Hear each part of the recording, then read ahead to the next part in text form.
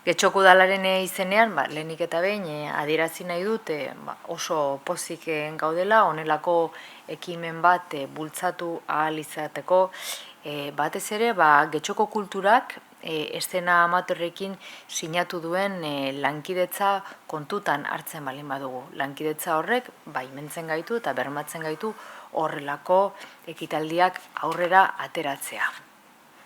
Guretzat ezinbestekoa da oinarrizko sorkuntza bultzatzen duten ekimenei laguntzea. Urteak daramatzagu eta horretan jarraituko dugu. Eta sari hauen kasuan, adibidez, antzerkia sektore amateurra eta profesionalaren arteko zubi lana egiten du. Taldi berean, zenbait balio ere bultzatu egiten ditu. Hala nola, inklusioa, kulturarekiko dugun irisgarritasuna, sormena eta talde lana beste batzuen artean.